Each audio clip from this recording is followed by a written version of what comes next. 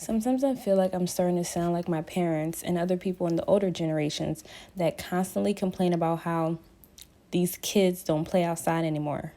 What happened to the days where you think about doing an activity and then you actually go do it?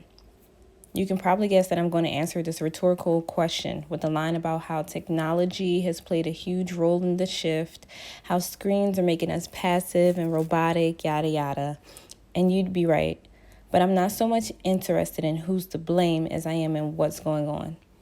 I like to say that Gen Z is at the heart of the issue, but honestly, the case I'll be bringing up today has millennial and even Gen X written all over it. It's the case of us getting stuck in each other's lives. YouTube's largest gaming channel is home to 105 million subscribers. On the channel, you'll find hours of videos where the YouTuber is actually only sharing their screen while playing their own game from the comfort of their own home. And people watch these videos for hours. You'll find this behavior across almost every industry, from people becoming adopted members of their favorite virtual families to them vicariously living life every day alongside of the top influencers via vlogs. We could argue that it's all for entertainment purposes, and while that is a location on the map, it's not the territory. What we've stumbled on for the next phase of society is a massive wave of people that are addicted to living vicariously through others. And of course, this isn't a new thing. Parents have been living vicariously through their children for ages.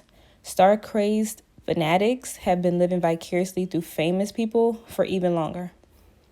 But this is going to a new level. And the thing that's elevated this is, yes, you guessed it again, electronic devices that keep us constantly connected via the internet. And what it seems to be doing is stunning our ability to execute our own creative efforts amongst other things in our lives. It's not uncommon for us to sit and watch someone doing a task that seems so easy and then watch 10 more videos after that and start to feel more confident about doing it ourselves. Sometimes even satisfied so much with what we just watched, it feels like the researching phase is actually a progressive action. We start to trick our brain into thinking we've acquired a certain skill or level of knowledge. You may or may not be keen to the theory that our reality is pretty much just a projection from our minds, and we know society is a collective agreement on sets of norms and rules that we make up as we go along. Essentially, we all build our own worlds to live in because theoretically there is no external one that exists. And then a collaborative effort takes place for us to seemingly experience one big world when we interact with others. What we often replace actively creating our own realities with is escaping into other people's worlds and realities, and we end up living there for a significant amount of time, which decreases the effort we put into our own lives. What's happening when we get there, though, is we're experiencing this other person live out their life and reaping the empathetic rewards as if they were our own. In 2009, a researcher from the Medical Research Council in Cambridge, UK, conducted a study on how our brains react to us living vicariously. The study monitored participants using an fMRI as they were watching two sets of people. One set they felt shared similarities with them, and the other didn't.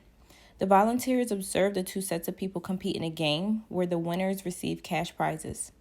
What they found was when the volunteers saw someone who they felt was similar to them win the game, their ventral striatum, a part of the brain known to be involved with being rewarded or the feeling of elation, became active. That same region became active when the volunteers themselves played the game and won. A part of the brain called the ventral anterior cingulated cortex, or VACC, is responsible for our extension of positive social behavior towards strangers. The research suggests that the VACC regulates positive feelings of self and then relays it to the ventral striatum to express feelings of reward.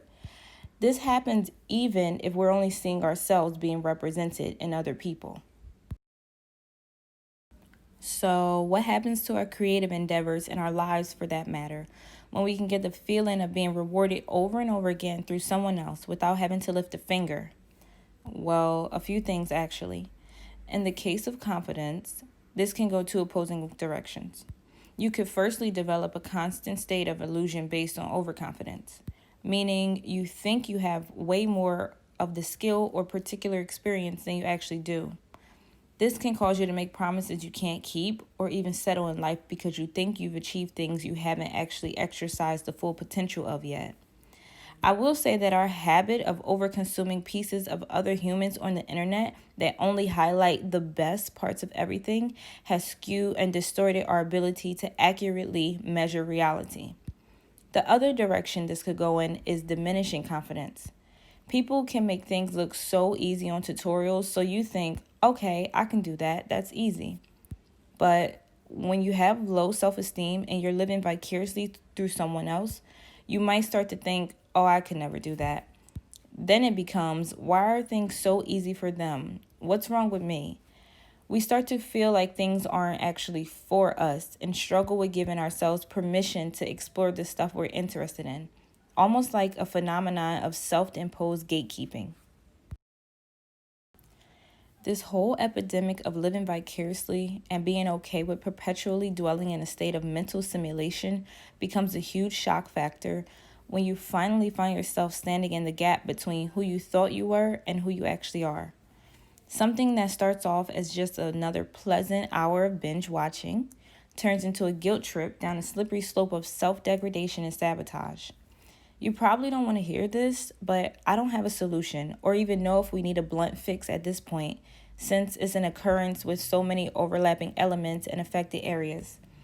But maybe instead of creating mental shortcuts and safety nets, we could give ourselves a little bit of homework that'll help work in a missing element that I believe is always necessary: awareness. Reflect on whether or not you're experiencing any of the incessant vicarious living symptoms. Then ask yourself, what about those other lives keeps you addictively coming back to their world? Figure out what you'd be willing to swap out for some real life actions and experiences instead. And also take a second to start recalibrating your own measuring tape for reality. Something that's based on your own likes, interests, persona, etc., and hold your findings up to it to see how things weigh out. Always remember to be honest and forgiving throughout your self-observation and give yourself leniency. You're not in this alone. Thanks for visiting my world.